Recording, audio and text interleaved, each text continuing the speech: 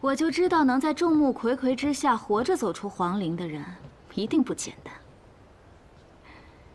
平津侯真是好福气啊，能得你这样一位有经世之才的幕僚。您谬赞了，我当侯爷的幕僚不过才短短几日，不善应酬，受宠若惊，还请您有话直说。好，那我就开门见山了。我叫香岸图，是这间诊楼的主人。藏海，见过香老板。咱们这是第3次见面了，我真是没想到，你刚来京城的时候还一文不名，现在却已经是平津侯府的第1幕僚。这短短几个月的时间里，你就升得这么快，我真是好奇，你究竟是用了什么样的手段，能够平地起高楼，一叶千丈啊？哪里，我只是运气好而已。这么说吧，我仰慕大人的才华，也与大人有过2次交集，自认颇为有缘。大人既然能做平津侯的幕僚，也不妨考虑做我诊楼的座上宾。不论是求财还是求名，他平津侯能给你的，我一样能给你。香老板这是要抢侯爷的幕僚？不可以吗？和我做朋友很划算的。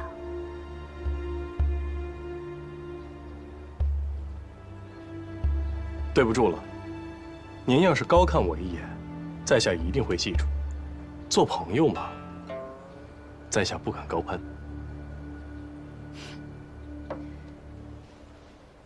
上次在诊楼，你被杨真、瞿娇、楚怀明3犬欺辱，我本想袖手旁观，你可知道我为何出手帮你？因为你与那3人不同，你骨子里不是一个恶人。所以你更应该知道，平津侯是武将出身，杀伐之心自然不小。他疑心又重，你在他的手底下过的是刀尖上舔血的日子。所以我想问你，为何攀附平津侯，替他卖命？明珠蒙尘，我替你不知。香老板错爱了，我只不过是鱼目混珠而已。我所做的一切，不过是为了在10丈红尘里面找到一个安身之处罢了。说归说，可我看你志不在此。难道你想凭一己之力帮他重掌兵权，来证明自己的价值？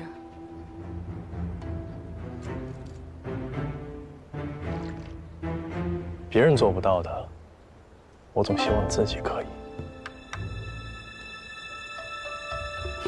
看来先前是我小瞧了大人，你和平津侯才是一类人。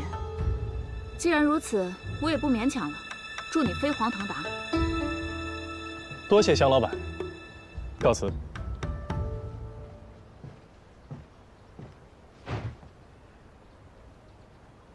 还请大人记住，在这京城里，你用得着我诊楼的地方，肯定比我用得着你的地方多。回头若是有难处来找我，记起今日的话，可不要脸红。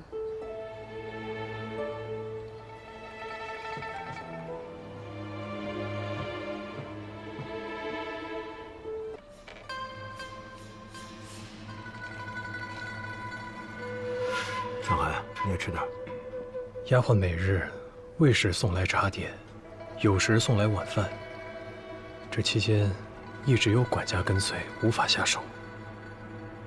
或许唯一的机会是和平津侯独处时，当面下毒。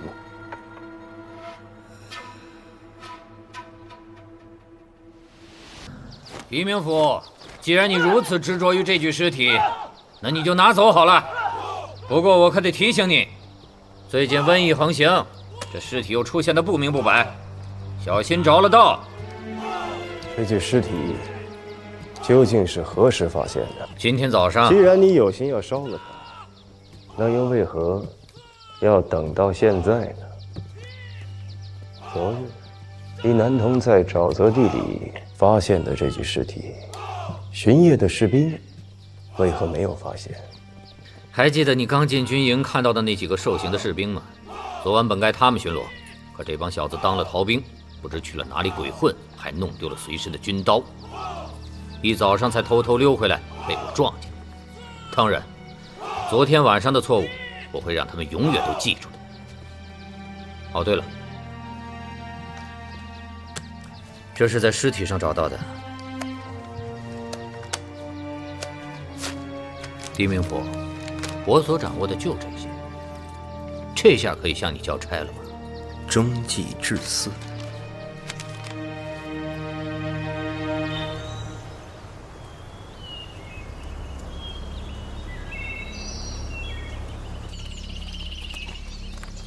要我说啊，这军营怪得很，还有那帮八营的小兵，满脑子淫邪之念。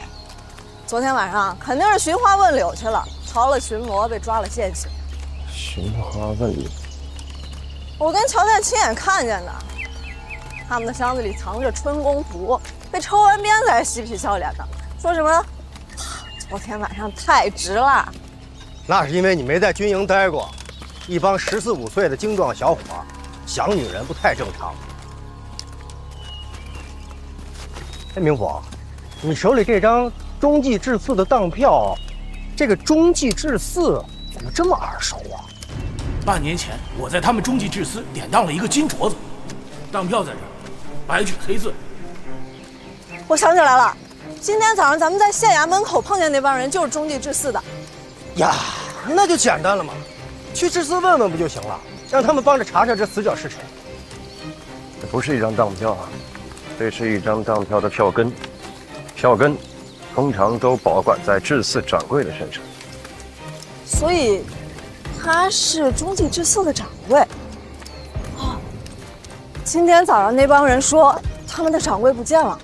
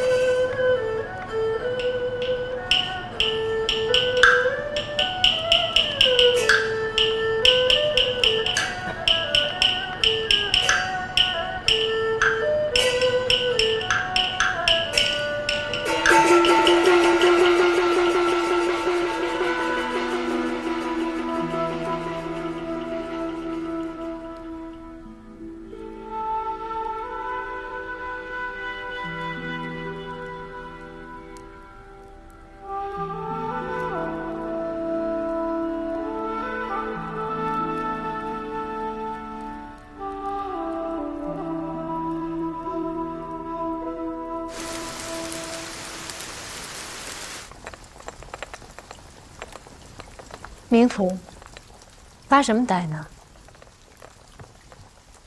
还在想刚才的戏？感慨，造化弄人呐。是很可惜。不过我在想，羽氏早知自己有诅咒，摘下面具就永世不能落地。那他为什么不早一点告诉爱人？永世太害怕失去这段爱情，他害怕一旦对爱人表白，就会失去这段爱情，这才是他失去告白的勇气。明甫起身，转身。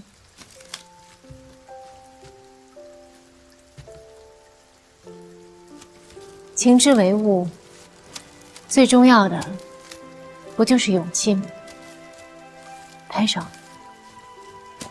如果他早一点把事实真相告诉爱人，那么结果也会不一样吧？至少不会受永世盘旋之苦。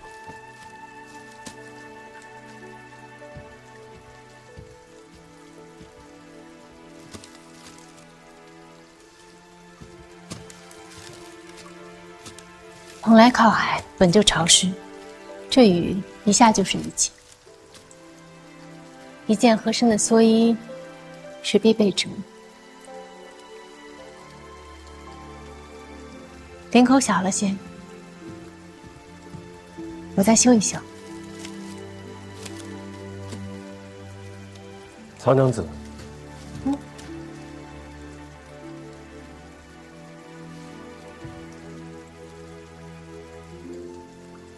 蓑衣很好，我很喜欢。喜欢就好。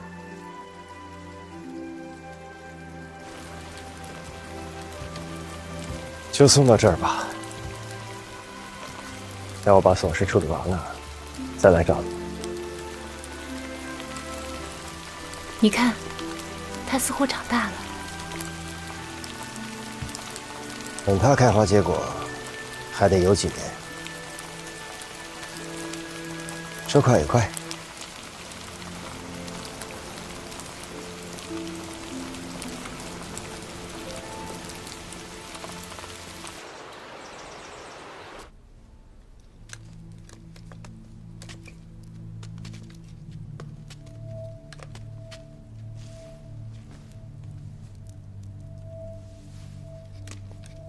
这刺了2刀，凶手是2个人，还是同一个人刺了2刀？从刀伤的形状、深度来看，2次拿刀的握法、力度迥然不同，不像是同一个人干的。致命的一刀在背后，应该是被人从身后偷袭的。尸体为什么会被烧成这样？我到的时候，那个校尉正差人在焚烧他，尸体是我抢回来的。哦，还有，我看那个军营里缺衣少食的，派人查一查军营的采买公文，看看有没有什么遗漏。书吏这2天去州府递交文书了，等他一回来，我立刻让他核验。明府，李掌柜来了。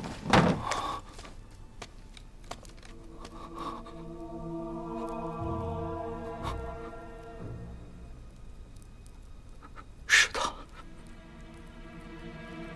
秦节哀。怎么会变成现在这个样子？请带我去治肆一趟。是。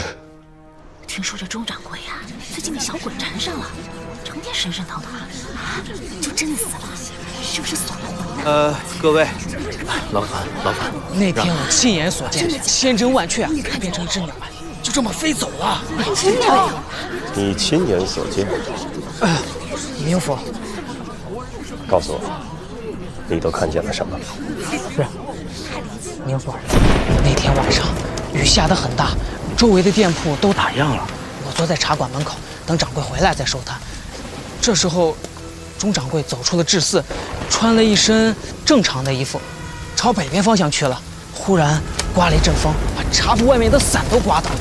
等我再看向他时，他的着装像是变了一身，鸟人，对，鸟人，变成鸟人，就在这雨中，哎，就这么飞走了。明府，我看到的就是这些，你要是不信啊，上前问一圈就知道了。明府，谢了。啊，请。明府请。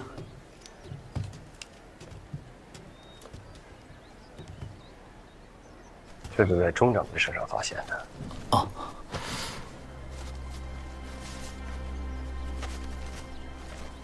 哼，又是这种死的。明府，请看，这上面人、财物均无记载。这就是钟坊说的当，赔本生意。哼，钟掌柜这么没有生意头脑，中计治私，能够做到如此规模。不，钟掌柜非常有生意头脑，而且他很有干劲儿。20年前，我们这家中计治私刚刚开张的时候，他就说过，一定要把它做成全蓬莱最大的治私。可惜了，差了那么一点点。他后来变了。这半年来，钟掌柜常常魂不守舍，白天待在店里的时间也短了，对生意上的事情疏于照顾了，甚至不知所踪。每天入夜的时候他就出去了，第二天白天又出现了。家主，哎呦，您可回来了。您回去休息吧。尤其是前天晚上，他入夜出去之后，竟然一夜未归。那个时候我就有不祥的预感。他这样消失，可有规律可言？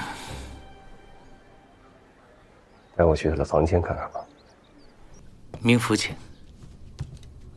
这就是我们家主的房间，啊，这个稍微有点乱，事发仓促，没有官府的允许，我实在是不敢让底下的小厮去打扫。我们钟掌柜这个人吧，比较孤僻啊。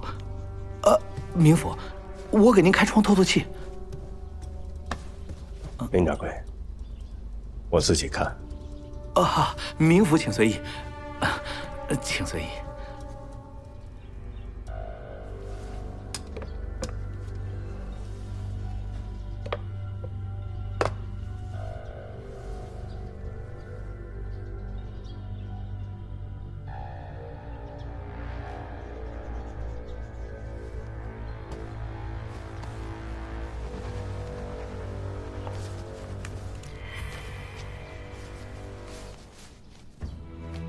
这些都是钟掌柜画的？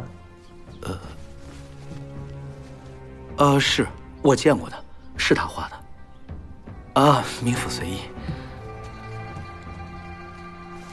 钟掌柜就是半年前在城里看了百戏团的皮影，回来之后啊，就茶饭不思，整天画这些东西。这画我可以带回衙门里吗？当然可以。明府请随意。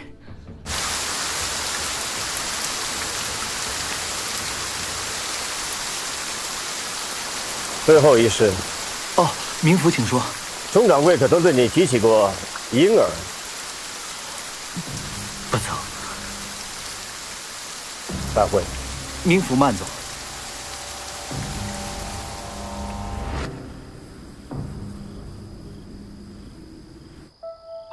把这些大的家伙事都搬到北边屋里去，归置好了啊。是，抓紧时间清点啊。我回来了。明府，你回来了。这个红叔列出来的清单，你看看有没有什么东西漏了。其余的一些家当已经做了准备，送去典当了。这么着急啊？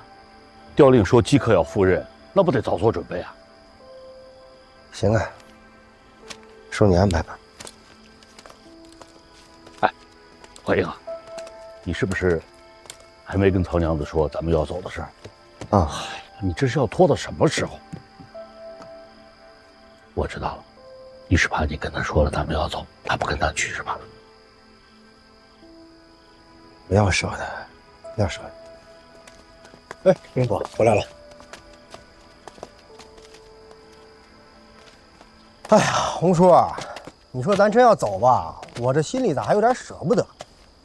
有什么好舍不得的？蓬莱这地方，我算是待够了。尤其是这鬼天气啊，当天除了下雨就是下雨，我连太阳长什么样我都快忘了。等咱到了大漠南方，不是风吹就是日晒，有你受的。那也比黏黏糊糊的强，一天天的我晾个衣服都晾不干。既然这蓝风已经成定局了，我们现在还在蓬莱，就把眼前的事情做好啊，别总是心浮气躁的。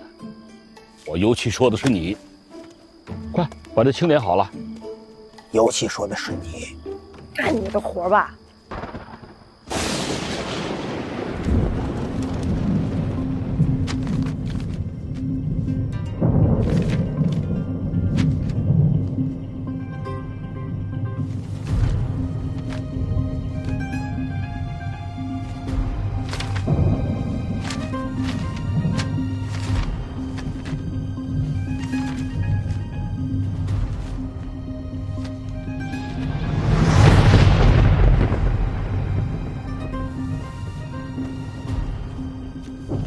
这羽毛，这嘴喙，还有这衣服，正是羽狮。那就是说啊，这个黄莺儿住在桥楼里，而钟掌柜的尸体又是在桥楼发现的。这一切不可能只是巧合吧？明府，要不要先把黄莺儿抓了，慢慢审？这个黄莺儿不是常人，应该不行。明日一早，我去会会你。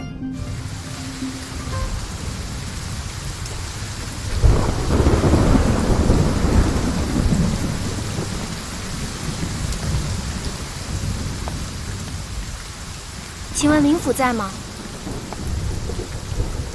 找明府何事？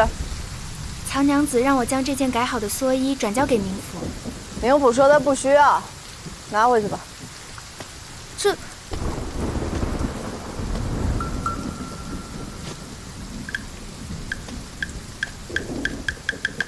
给我吧。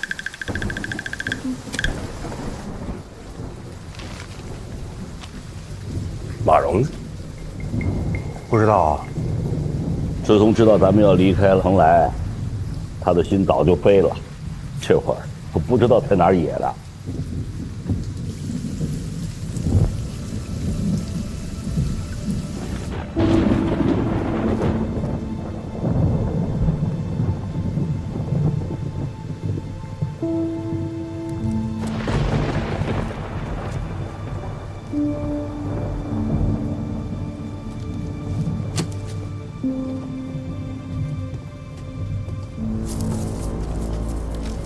谢了啊，蓑衣织的不错，我穿着还挺舒服的。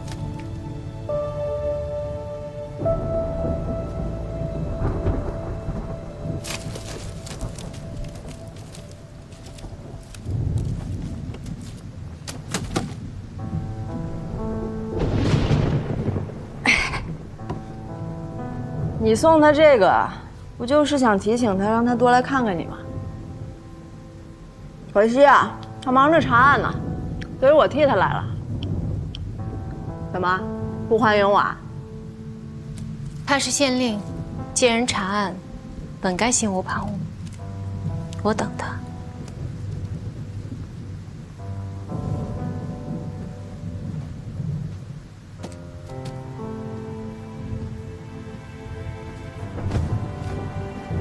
怪不得他喜欢你。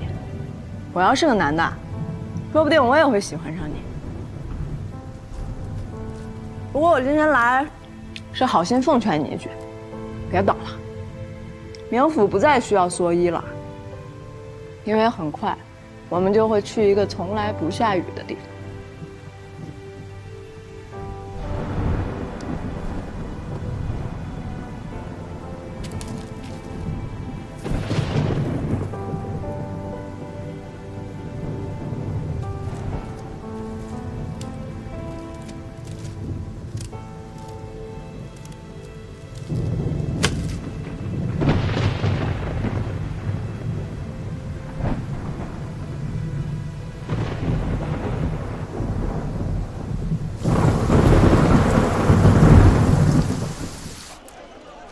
林掌柜，你这是干什么？你让开！放回去！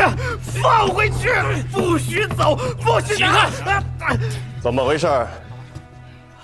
明府，官家，中坊已经将这间制寺盘给了我们掌柜，我们呀搬些东西，往走。不可能的，明府家主他不会这么干的，这是他20年的心血，他不可能。什么心血？看看里面还有什么？签字、画押、买卖文书一应俱全，仔细看看。好，那边。小心点啊！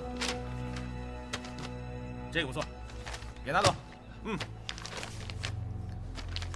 看清楚啊，是不是他的字迹？看好了啊！走了。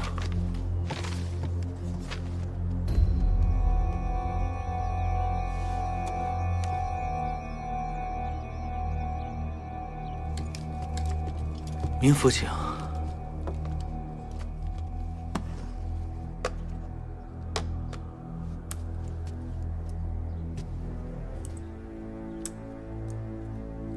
不知明府可曾深爱过什么女人呢？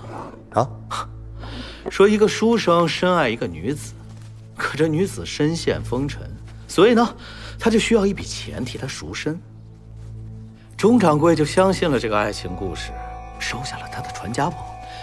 您猜猜，这玩意儿当了多少钱？这么一枚金戒指值，5000文。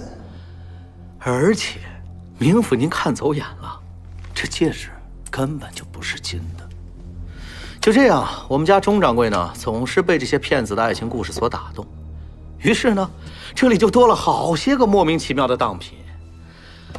而且我还发现，本身值钱的当品却丢失了。其实我早就在想，我们家掌柜的不可能对此不知情。你没劝劝他吗？尝试过，可是如果经过了1、2次无用的劝说之后，您还会再说吗？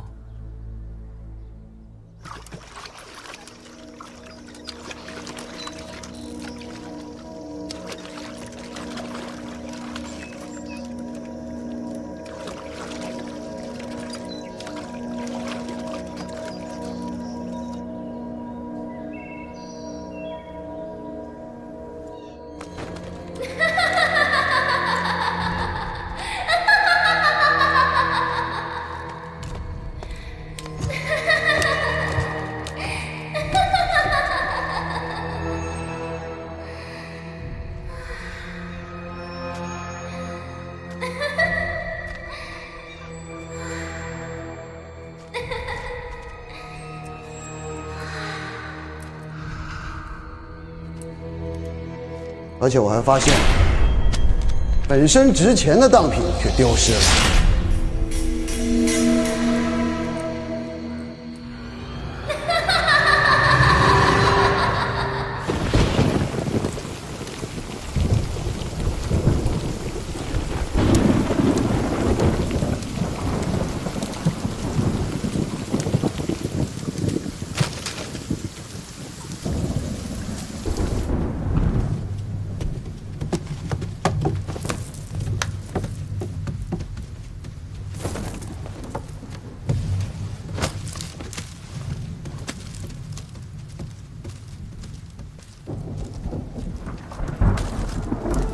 曹娘子可曾听说过桥楼上那个女子？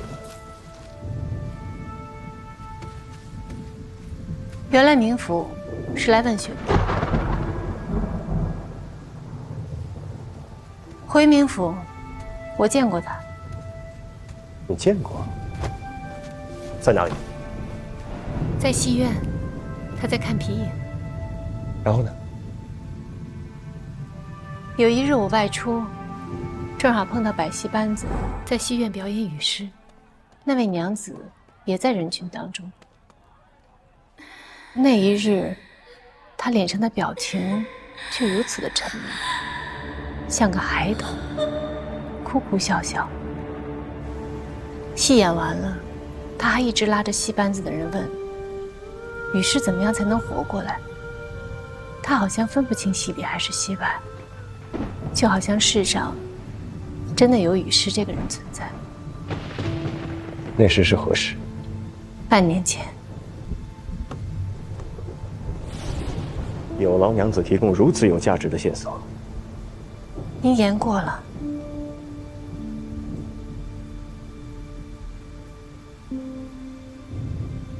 明府可还有事儿？我还没有何事。这几日被桥楼的案子给缠住了，许久没有听过娘子的琴声。我记得那日娘子跟我提过《浔阳曲》。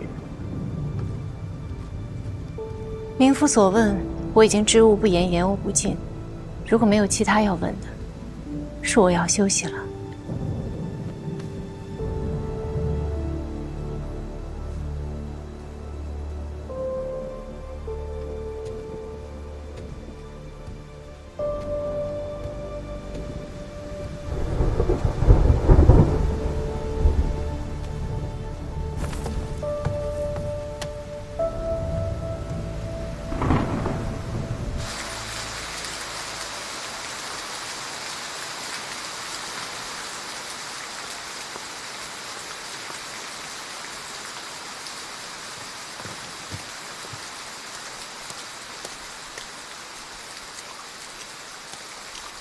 深更半夜你跑哪去了？你等我呢。来，我跟你说件好事儿。什么好事啊？昨晚啊，我把明府即将调任的事儿告诉曹安了。你怎么这么胡闹啊？我怎么了？那明府本来就要走了呀。哎，我这也是为他好，让他彻底断了念想。哪来的？你又偷？什么偷什么偷？咱们不是要走了吗？我留个念想。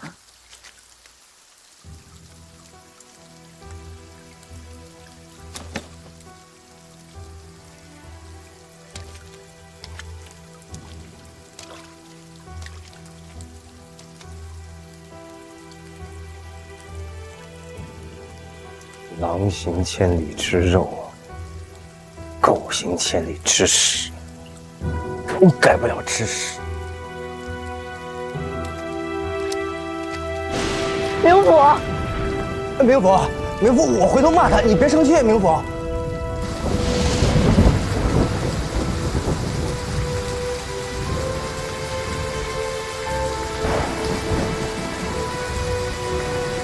你进来躲雨，你不知道啊？你傻呀！别管我！你扑个吻能咋么？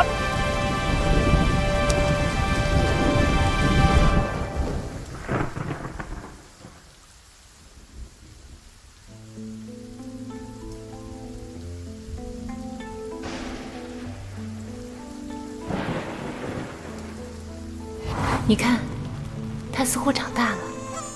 等他开花结果，还得有几年。说快也快。曹娘子，所以很好，我很喜欢。喜欢就好。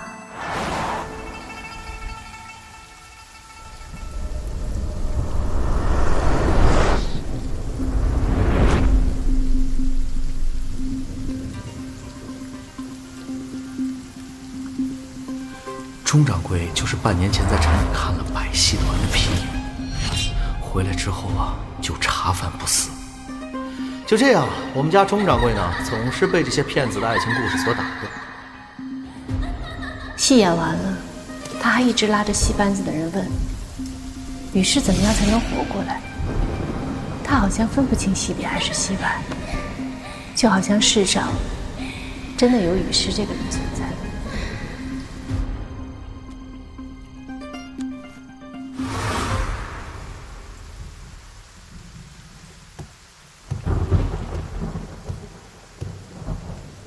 明府，外边下雨了。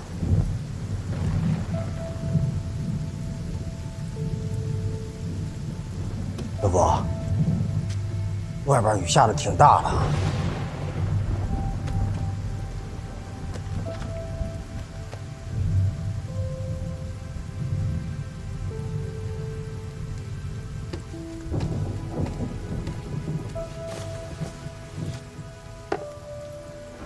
他还在院里淋着呢，他知道错了。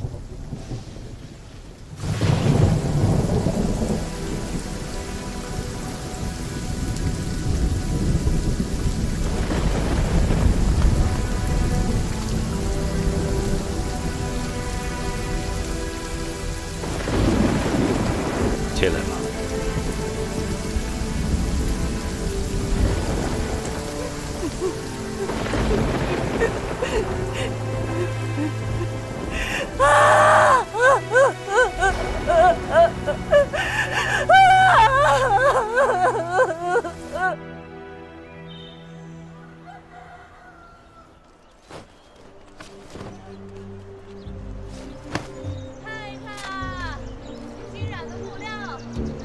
姑娘，看看布料啊。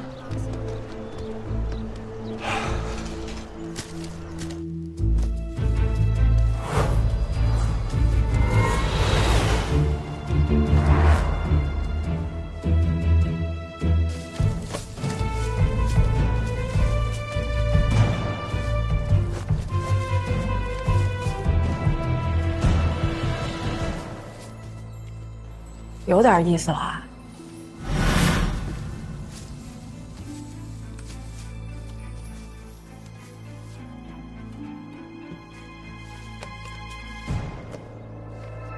我明白了，谁穿上雨师的衣服，谁就是雨师。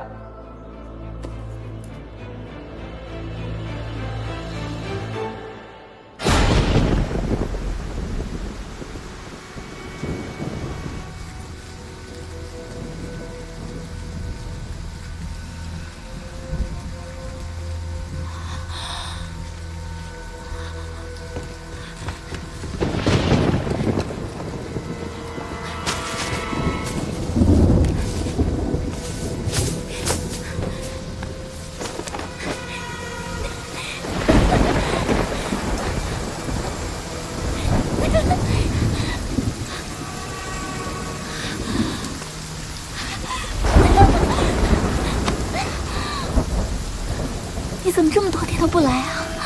你知道我天天都在等你吗？你知道我有多想你吗？你怎么不说话？你是出什么事了吗？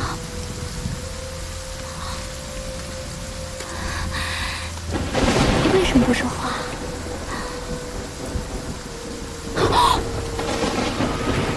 你不是他。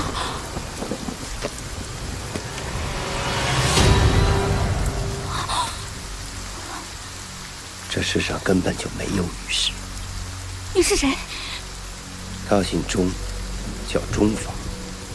他喜欢你，所以才扮成雨师的样子来接近你。告诉我，那一天晚上究竟发生了什么？告诉我。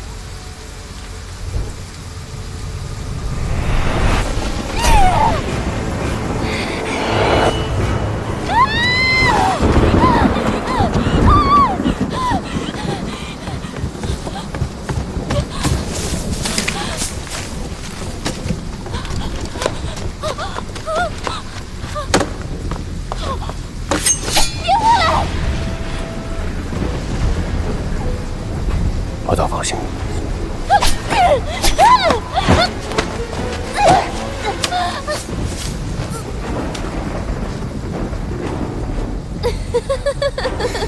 还记得你刚进军营看到的那几个受刑的士兵吗？第8营，昨晚本该他们巡逻，可这帮小子当了逃兵，不知去了哪里鬼混，还弄丢了随身的军刀。昨天晚上肯定是寻花问柳去了，逃了巡逻，被抓了现行。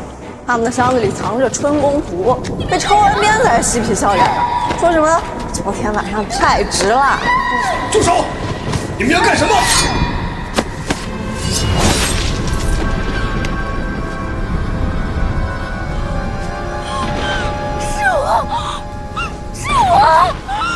是我杀了他，是我杀了他，是我杀了他。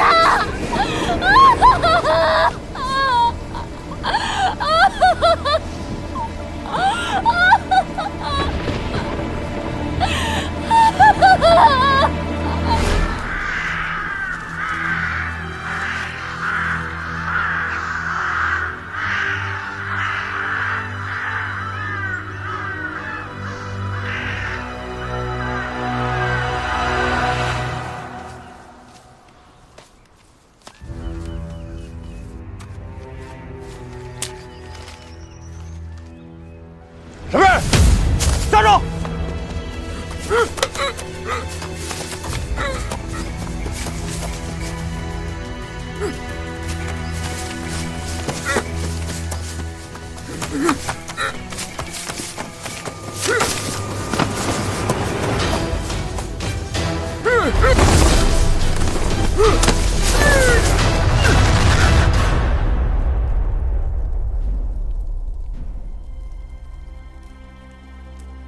人是不是你杀的？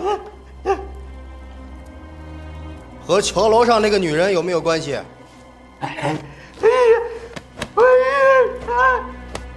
那帮娃娃兵呢？在不在场？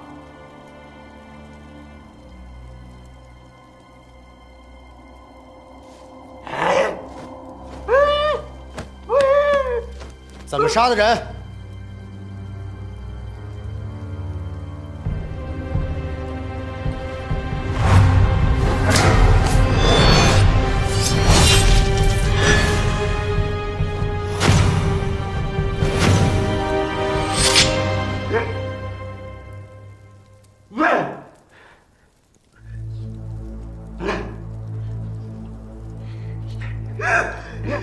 明府，招了。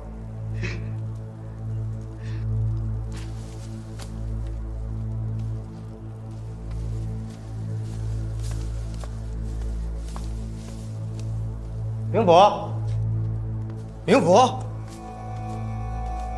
明府，他都已经招了，咱就可以结案了。他招了吗？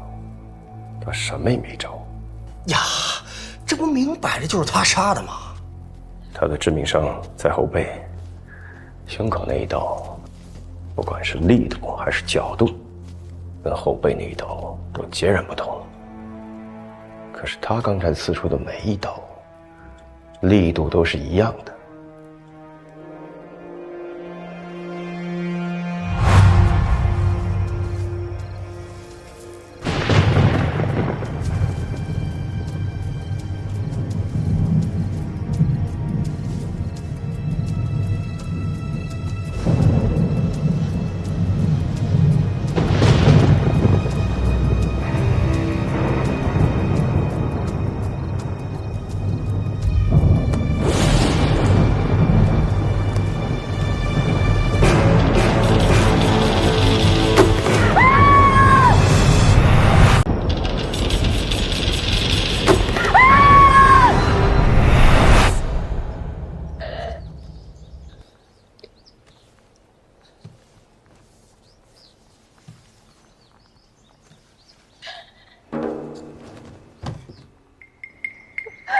睡得真香啊！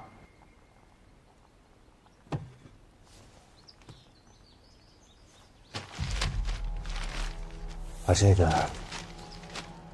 打给你那个新朋友，问问他，这几日坊间有没有这几个娃娃兵的消息。好说，交给我了。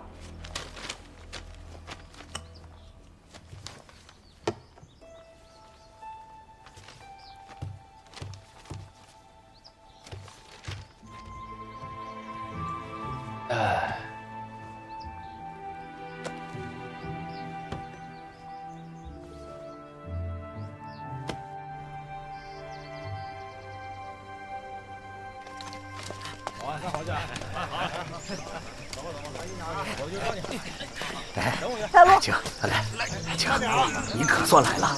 霸宗这几天天天念叨您。来，大好，哎呀，来，喝，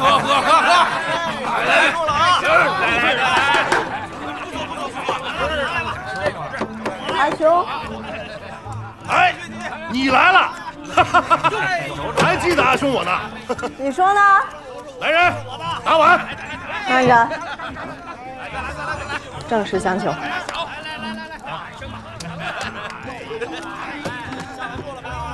这画像上的几个小孩是城北军营中的士兵，3天前的晚上本该由他们去巡查军营附近的，可他们擅自离守，不知去了哪里。那你想我怎么帮你？我想知道那天晚上他们究竟去哪儿了。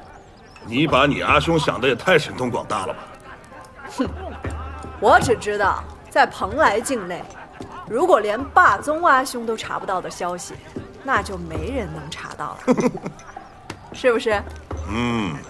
这样，你先回县衙等着，明晚日落前我会派人去找你。如果人没到，那你也不用等了。好，我等你。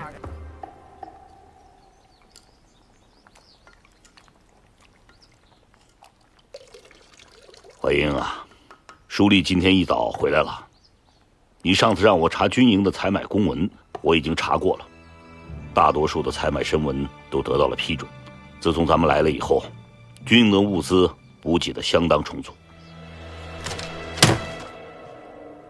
那分明是一个破败不堪的军营，如果不是亲眼所见，我都不敢相信，他偏偏就在我们蓬莱境内。蓬莱驻军呐，向来是问题很大，贪腐问题，现在就是大唐的一个毒瘤。我看，单凭这些申买批文，你就可以去兴师问罪了。再等一等，我还要再确定一件事情。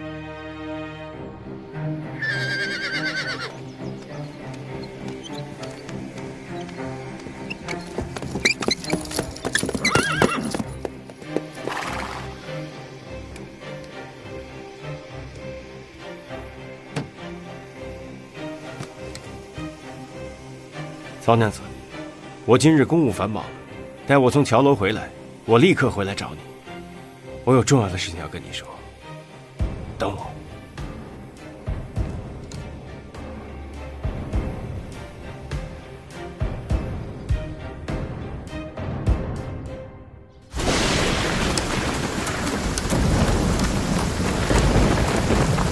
你们在这等我。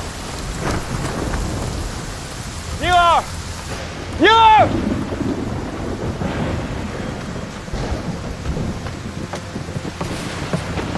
宁儿，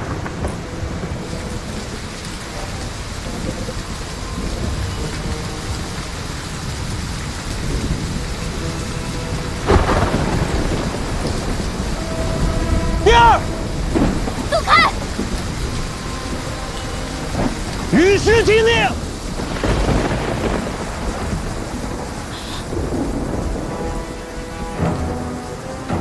我知道他在哪里。 我可以带你去找他。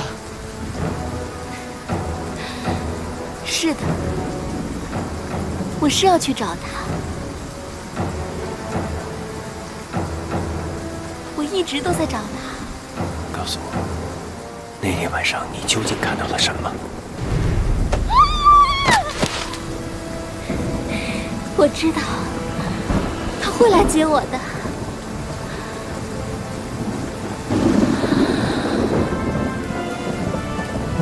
于是，他不会死的，他一定会活过来。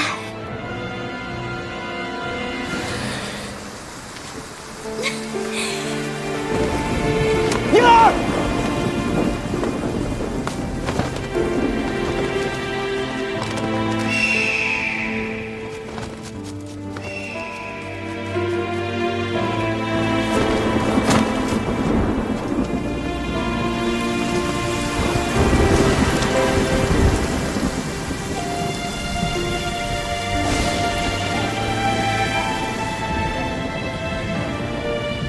他的致命伤在后背，胸口那一刀，不管是力度还是角度，和后背那一刀都截然不同。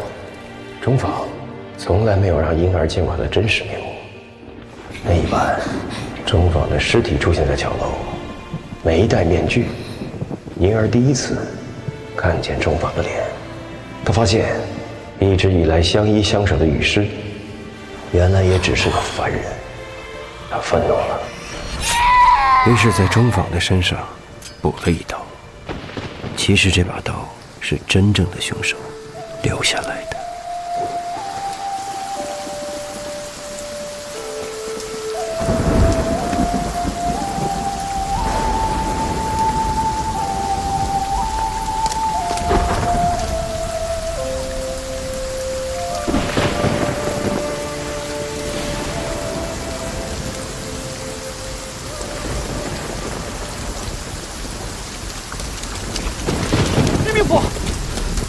李命府，请你救救我的兄弟们，日后我要处死他们。速派你的兄弟去到县衙找洪刺史，来处理婴儿的尸体。快去！是。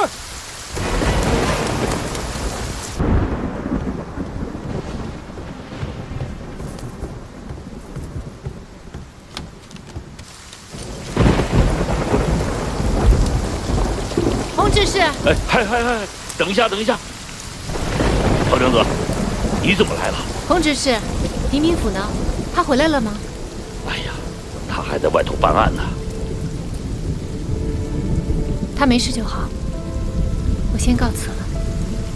哎，曹娘子，明府马上就要离开蓬莱，赴任兰芳，他想请你一同前往。哎呀，这种事情要等他开口，那就不知道什么年月了，所以我就多嘴了。哎，我还有要案要处理，我先走一步。曹娘子，保重。走。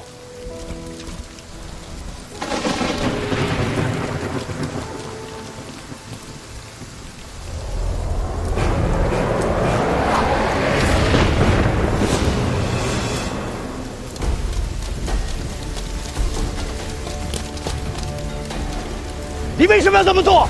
他们擅自逃港，偷跑出营，这是他们应该受到的惩罚。我今天来，就是要问个清楚。那天晚上他们人在哪里？他们的刀为什么会出现在桥楼上？你今天晚上就处死了他们，你到底想隐瞒什么？你的意思是我在包庇他们犯罪？那你为什么要处死？回答我！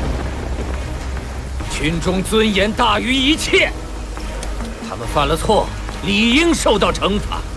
至于这惩罚该有多重，这里是我的军营，我说了算。再说了，狄明府，这不就是你想要的结果吗？怀疑他们为非作歹，所以要来抓他，最后给他们冠上杀人犯，甚至还有更糟的罪名，再处死他们。我根据证据办案。只要他们没有干，他们就不会死。你看看他，他是我从方镇捡来的，还有他红谷，他柳林，他祁县，他们没名没姓，都是弃儿。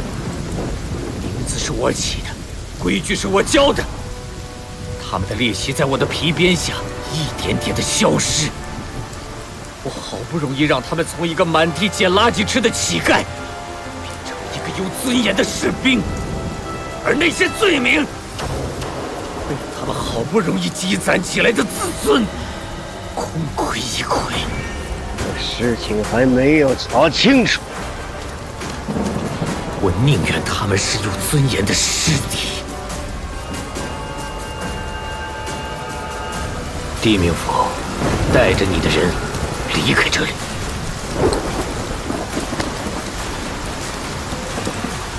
这里是我的军营，我说了算。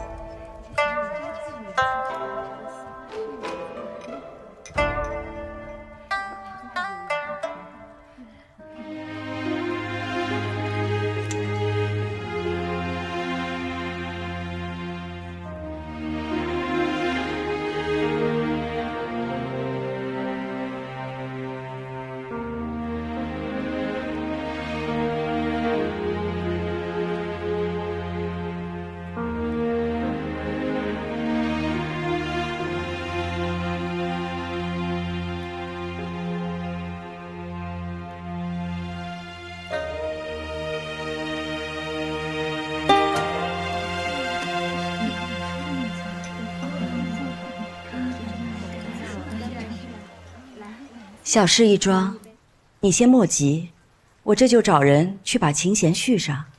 不用了。要不要我把狄明府请过来？不用。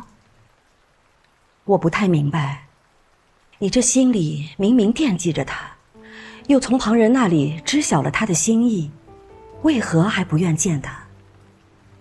不管不顾的去追随一个人，去到一个陌生的地方，面对陌生的环境，不一定会有好的结局。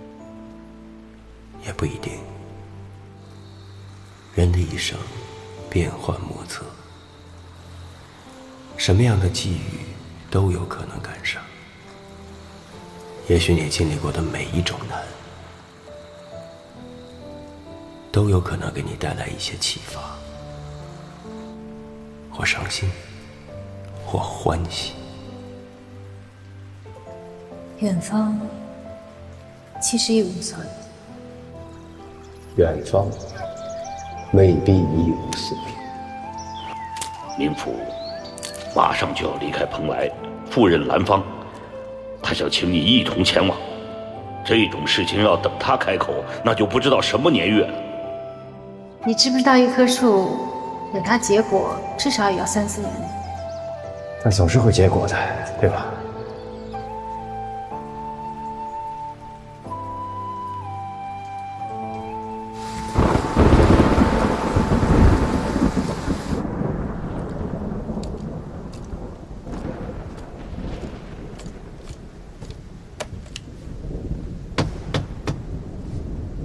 我来了，我没有食言，我回来了。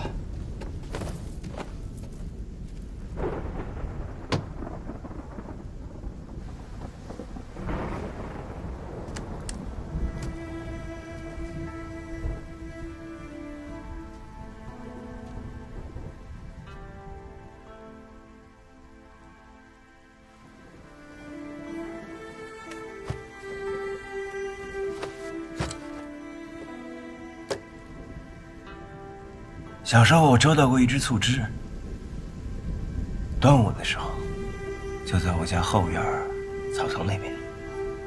那个小家伙啊，一直叫，就好像他有用不完的劲儿。可好听了，那叫声好像永远都不会停。可是7月刚过，他就死了。我嚎啕大哭。再往后的每一年，我都会再抓到一只醋汁，可他们就像是约好了一样，只要夏天一过，他们就都死了。后来我忘了，从那一年开始，我就再也没有哭过。再往后，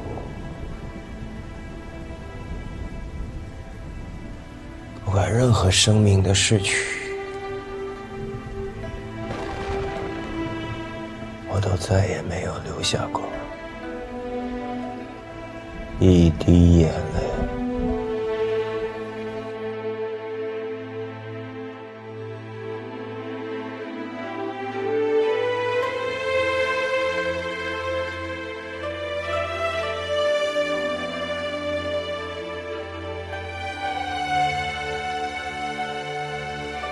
我救不了任何人，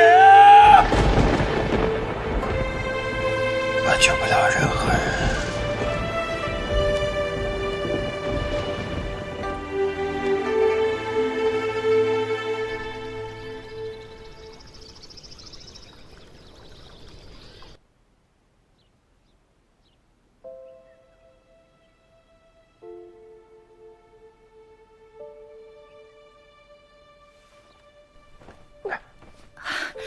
禀府，您醒了。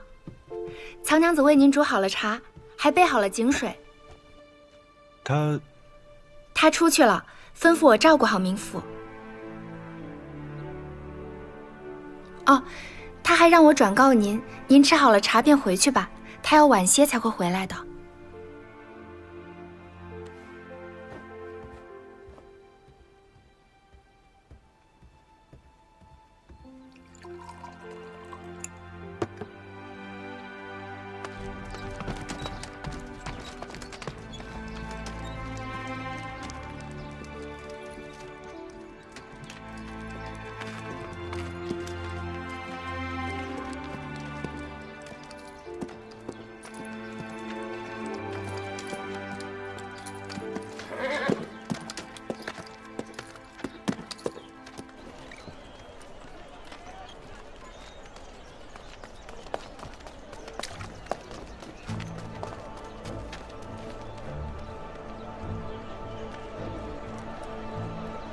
冥府，霸总已经查到那晚那4个小兵的去处了。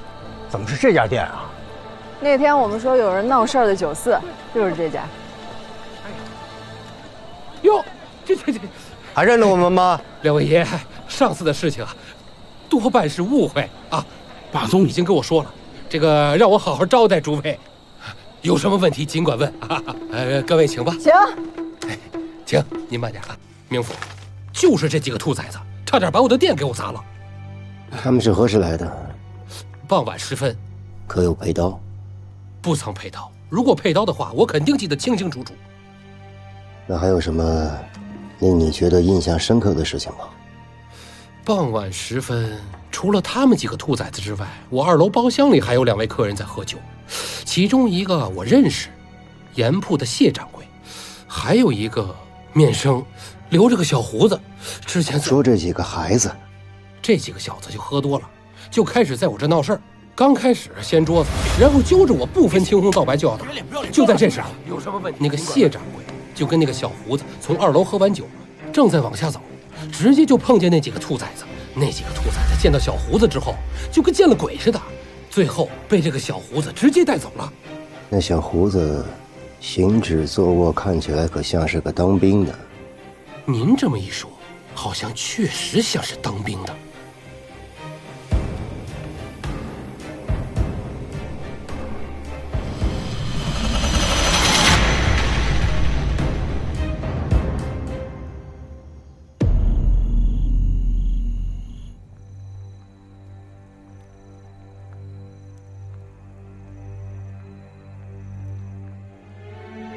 原来那娃娃兵是出来偷着喝酒，让李小伟给撞见了。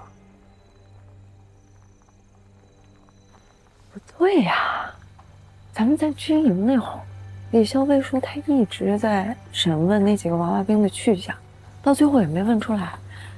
可是按照刚才酒馆掌柜的说法，是他亲手抓他们回去的。小伟在撒谎。这事儿他撒什么谎？他为什么不直接告诉他呢？因为那天晚上他要见的人，跟他要谈的事情，都不能让人知道。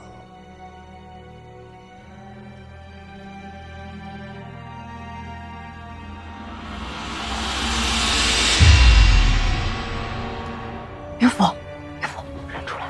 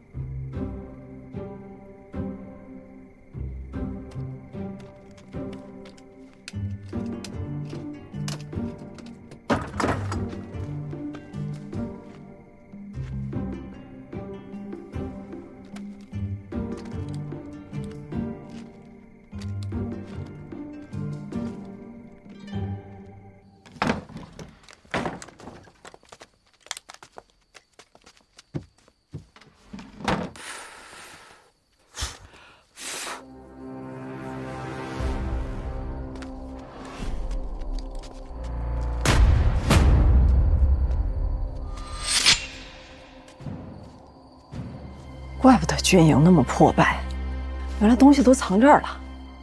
这可不是一般的贪得无厌啊！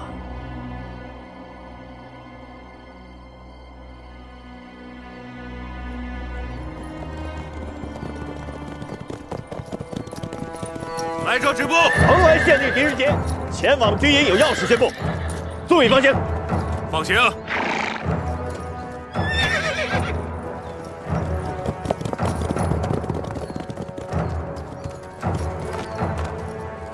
狄明府又来了。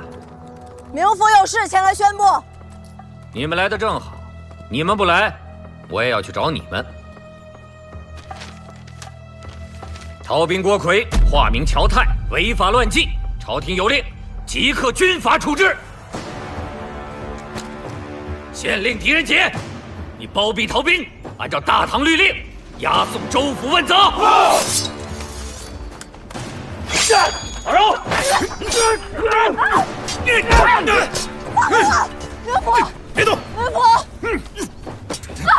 阿胜，阿胜，放开我！啊！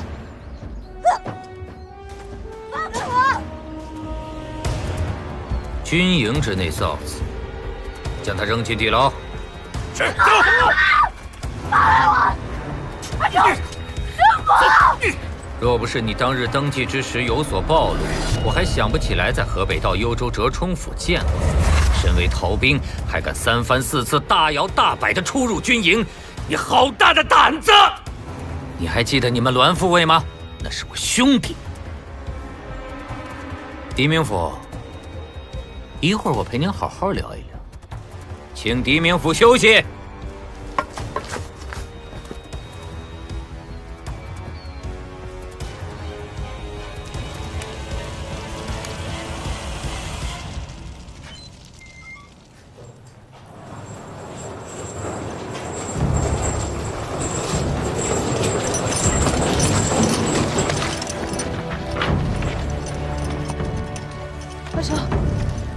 阿兄，阿兄，阿兄，阿兄，阿兄，阿兄，阿兄，他是不是死了？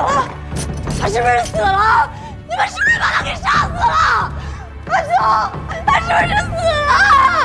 他是不是？阿兄，你是不是死了？阿兄，阿兄。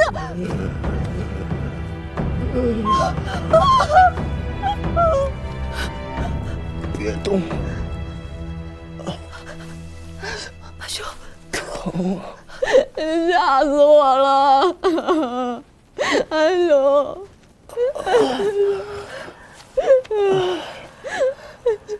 我连累了冥府。他不怕连累。这么多年，也没什么机会写名字。你说我到这军营，看到这帮兵，我怎么就不由自主？哎呀！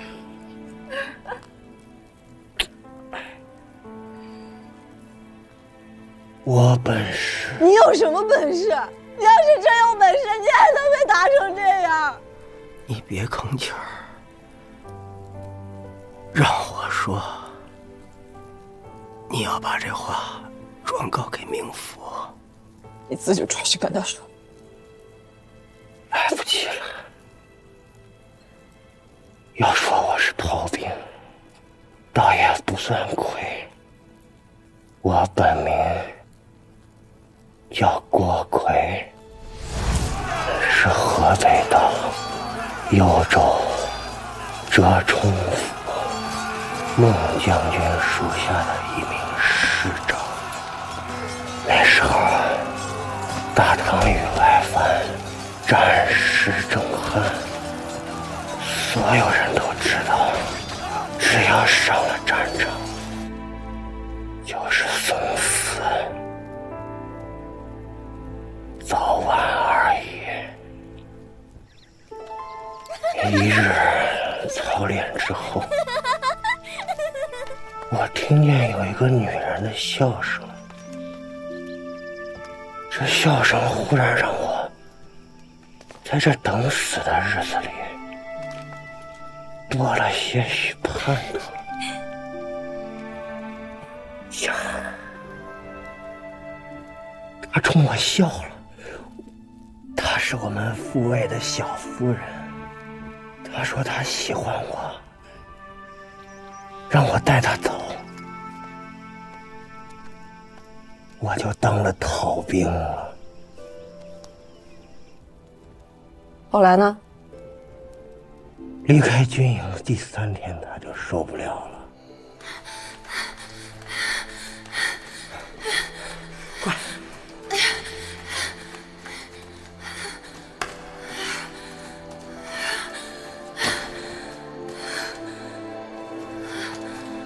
怎么了？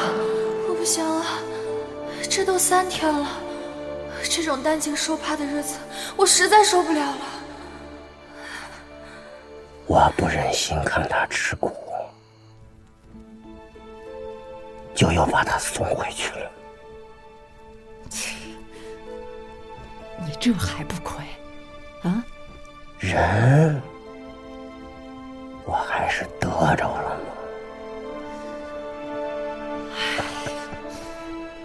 你去死吧！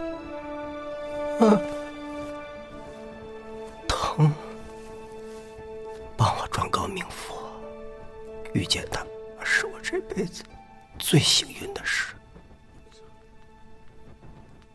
杀了他！杀了他！杀了他！该死！放我出去！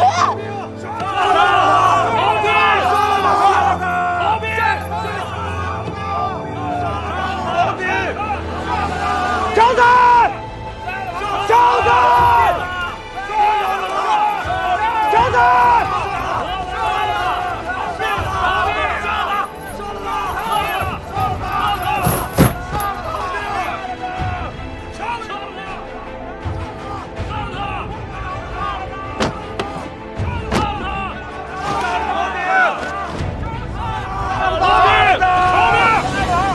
虽然还有什么遗言？看见了吗？这就是逃兵的下场。临阵脱逃，7罪当诛。那就让我们送他上路吧。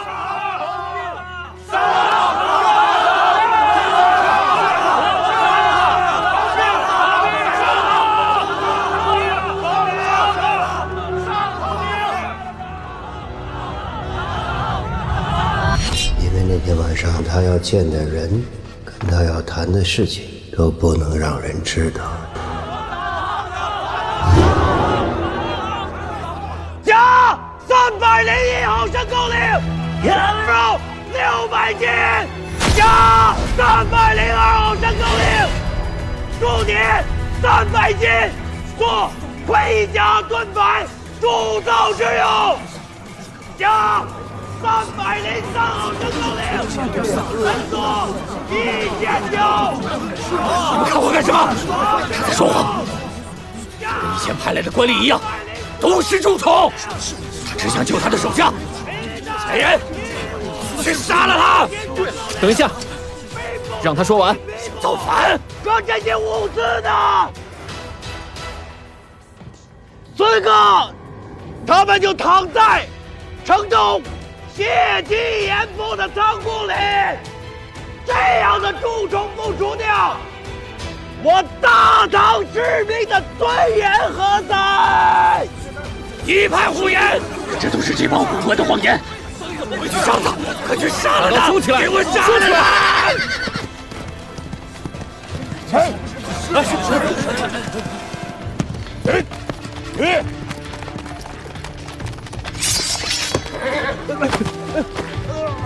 大家都听着，李校尉勾结盐商，贪赃枉法，中饱私囊，他贪污了大部分的物资。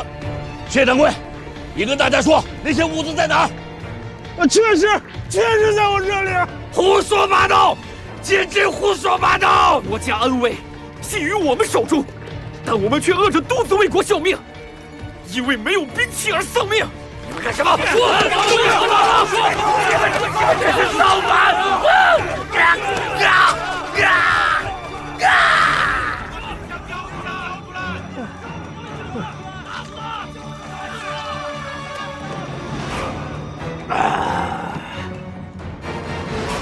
阿雄，你醒醒，你别吓我！没事，就他的体格，睡2天就好了。多谢地冥府。有了这些物资，你们就可以更新装备了。远不止物资，冥府帮我们找回了尊严。还有一件事，那几个娃娃兵，他们是枉死的，14、15岁的孩子。严酷的军纪压抑了他们的天性，适得其反，凭空卷入了一场风波，白白圆了性命，可惜，可叹。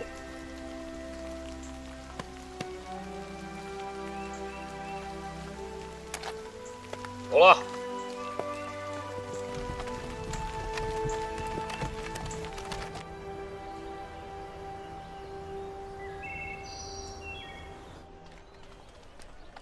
洪执事，昨日我整理那帮兄弟们的遗物，我发现了这个，我急着送来，不知道对你们有什么用处。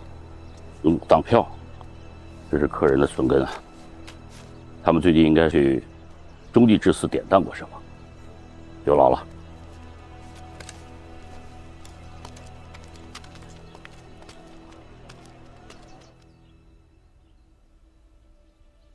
冥府，有件事我一直欺瞒着你。我认识你的时候，你就叫乔太，你是我的随护。从前的事情不提了。冥府，洪执事有事找您。不提了。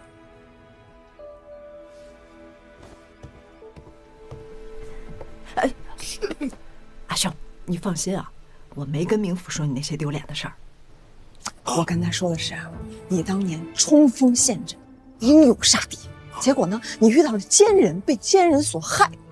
不过呢，你依然是奋勇顽强的抵抗。冥府信了吗？马荣，哎，幸亏我去的及时，不然啊，还真来不及了。可不是嘛，当时我那心都提到嗓子眼了，幸好冥府替我们拖延了时间。那么多的文书，你怎么背出来的？那么多的文书，我怎么背得出来呀？那你这是？那我就编呗。啊？说到断案，现在营儿和第8营的嫌疑都已经排除了，这个案子恐怕得回到原点，重新开始探究。或许第8营的那帮娃娃兵给了我一个新的方向。以后我再也不相信你了，你嘴里一句实话没有。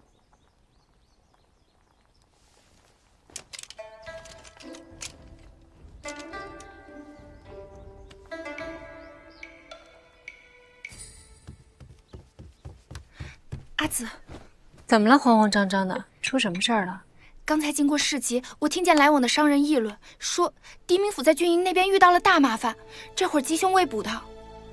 啊，他们还看见洪执事押着谢济盐铺的掌柜，气势汹汹朝军营去了，说是要去解救狄明府。好，我知道了。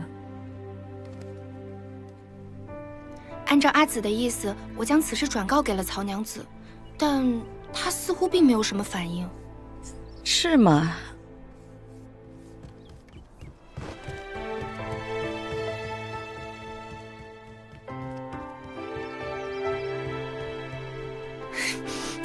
她刚才可不是这样的。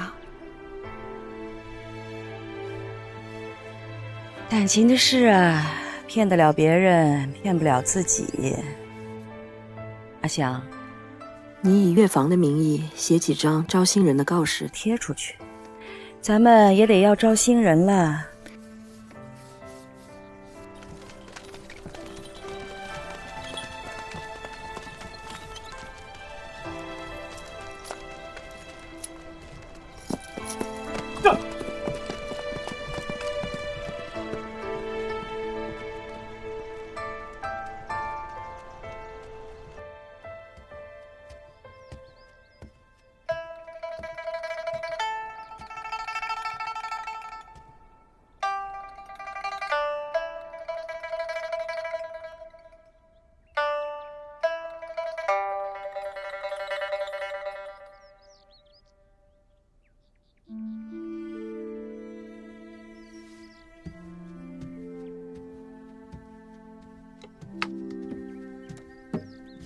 怎么样？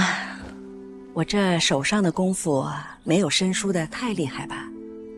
完全没有，我都记不清楚上一次听你弹琴是什么时候的事了。你快要走了，我这明月坊痛失头牌，短期内肯定找不到更好的，我还不得自己操练起来啊？我有说我要走吗？哟，那你给我写个保证书，保证你不走。这，你瞧瞧，口是心非。喜欢一个人呐，是藏不住的。至于你的那些顾虑，都称不上是顾虑。